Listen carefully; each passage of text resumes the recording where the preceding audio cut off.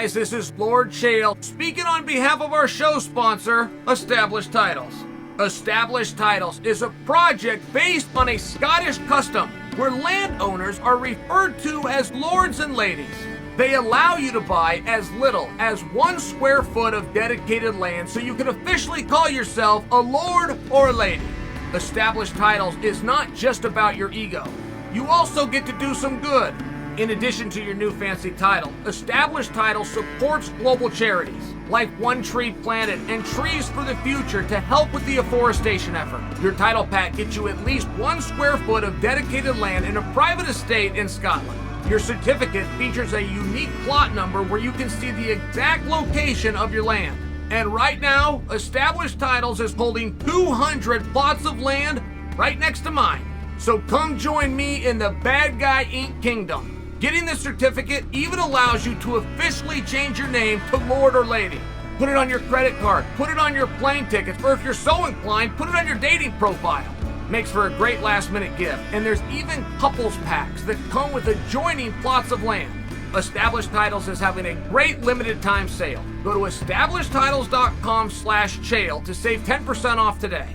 Remember to use the promo code Chael, or just click on the link below. Jon Jones versus Stipe. Guys, things are starting to get weird. Now, I don't have a problem with weird, just so you understand. Okay, I live in Oregon. We got bumper stickers that say, keep Oregon weird. So perhaps I have a little bit different connotation when I say it. Not necessarily as a bad thing, but let's observe this in fairness. Let's be real objective about this. Jon Jones put out a tweet yesterday. He said, I'm preparing for Stipe on December 10th. I'm going to control what I can control, which he meant to be his physical preparation. And we'll see where everything goes from there. Now, I did what's called trolling on Twitter, where I wrote him back and let him know he can go ahead and relax. He's not fighting Stipe. But let's be fair here. That's a very responsible approach by Jon Jones. If Jon has any inclination, and of course it exists, I mean, the great Ariel Helwani put out a week ago, no more than 2 weeks ago, that the UFC was looking to do Jones versus Stipe as a main event on December 10th. That's true. Now, I broke that down for you guys moments after that made the interwebs to let you know a fight of that magnitude is not going to get shoved together and jammed on a card. I broke it down a lot more eloquently than that. But that was weeks ago.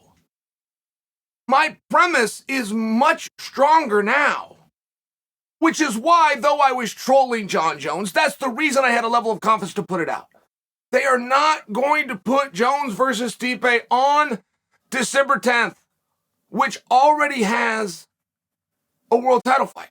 Just isn't going to happen, not on this short of notice. Now, when I tell you that things are getting weird, we have to give a very good look to what Jones and Stipe are fighting for. And by the way, I'm not against that match. I love that match. I wanted that match for a period of time. That match is a very big deal. I just want to make that clear.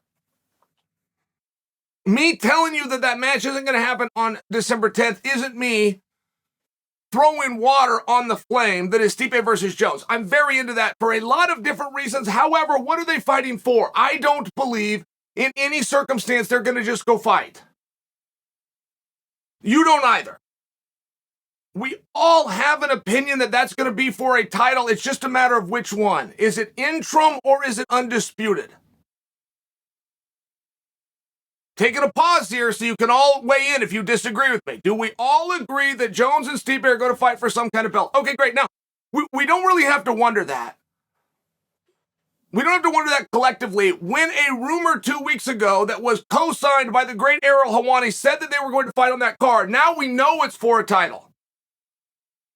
Because we know that's going to be a main event, and we know a title fight is already on the card, which means it has to come after a title fight, which means it has to be for a title. Now, I understand in this sport we are going to fiercely adhere to whatever rules we make up on the spot. I do understand that.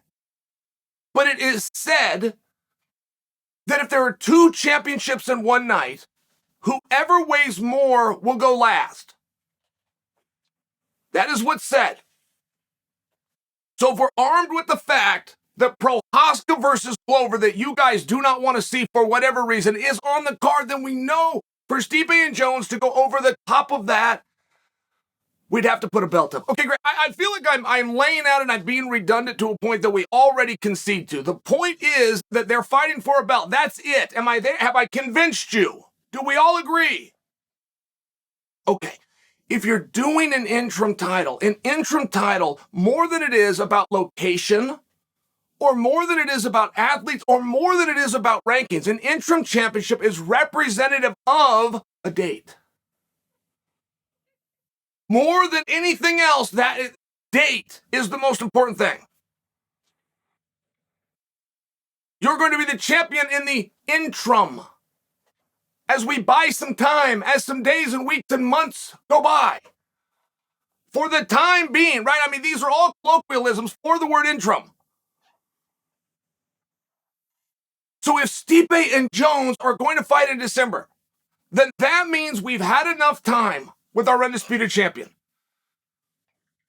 We must get on with it. We must have somebody holding the throne, wearing the crown in the meantime, in the interim.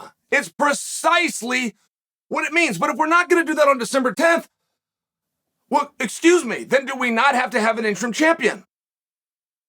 If we need a placeholder for the meanwhile, and the most important thing about the interim belt is the date, then it would seem as though on the 10th, if we have heavyweights fighting, we need to give them the interim championship, or we need to admit that our dates don't conflict, they don't coincide, and we don't need an interim champion at all.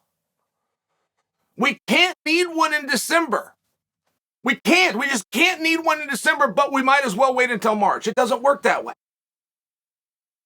No, it works whatever in the hell way we want. Right, believe me, I know that we can make the rules up as we go. I'm just trying to prove a larger point. Eric Nixon, excellent and famed coach, Extreme Couture, Francis Ngannou's coach, came out and he was talking to the media over the weekend. This went over under most people's radar. Eric said that he had received a phone call from the UFC, and the UFC asked him, hey, for your client, for Francis Ngannou, in a perfect scenario, who is his next fight against? And Coach Eric said that he answered that voice on the phone and told them Jon Jones. And they said, okay, and they hung up. Now, we have nothing from that. But I think if we were to reasonably deduce that for that phone call to come and for a discussion of any level to exist about Francis Ngannou, we could also interpret that Francis and the organization are coming to terms. Is that fair? Is that a fair thing to do? I mean, imagine the world's different, right? We don't know what's going on with Francis and his negotiations behind the scene. We have not been told. For a little while, we were brought right along, but then we got cut off. But could you imagine that somebody at the UFC who only has so much time in the day, has very busy things to do, is looking to get yeses and not nos, is in the middle of not getting a contract worked out and calls to see who you want to fight? I mean, could you even imagine that? No, that's tough. So there must be some dialogue. There must be some real positive things there with Francis. I would think that that's good news. I would think we would welcome our heavyweight champion back. I would think that we would be very glad not only to see the performance, not only to see the lineage of that belt, but to know that a human being who was hurt is no longer hurt. Now, we can't celebrate that until we're officially told, but these are some of the clues that we have now. If Francis is going to come back, if that is a contract dispute, and he does want to fight Jon Jones, why would we put Jones with Stipe? And this isn't my original idea. Michael Bisping called for this 4 months ago. I thought he was out of his mind. I mean, I really did. I thought, Bisping, you're not paying attention. It's going to be Stipe versus Jones. This whole thing's going to work out. It's going to be for the interim belt. Francis is never coming back. He's about to go make a sport up and jump across the pond and get ripped off in the dirty sport of boxing that he doesn't know is getting ready to use him and slam him out the door. I mean, this is where we were 5 months ago. But as the weeks and months go by, Bisping is looking more and more correct. I don't have a dog in this fight.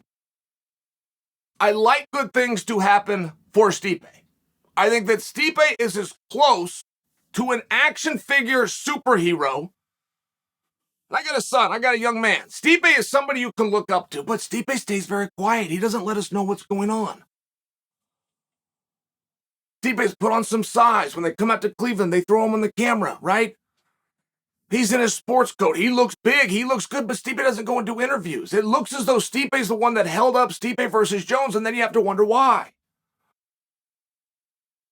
For somebody of Stipe's age, for that point in his career, historically speaking, you would only turn down a massive fight for a title if you were hurt. Historically. But Stipe hasn't told us. Maybe it was just a schedule conflict.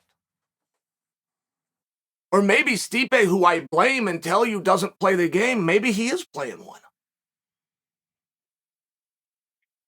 It's down to those three, and they've got a round robin. And they're all going to fight each other. It's not as though of those three, two are going to fight and then one guy is in a canoe rowing by himself. He's going to wait and he's going to draw into the winner. We have not only established that as the masses who create a mandate, the boys in the locker room at heavyweight have all stood back and laid down and quit. They're not even vying or fighting or arguing or suggesting or begging or pleading or flipping a coin or sending a pigeon, sending a fax, writing on a postage stamp. They haven't done a goddamn thing to get a fight. Okay, so we're going to have those three guys.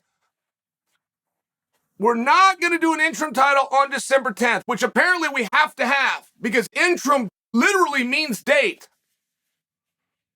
Then let's just not do it at all. If we don't do it at all, it would remove Stipe from the equation. It would come back to what Bisping said 5 months ago, which is put Francis in there with Jones. Stipe waits in the wing. He takes on a winner. Anything can happen. We've got the power of the pen, which is the power of the eraser on the other side. But do you dispute any of the findings or facts that I just laid out?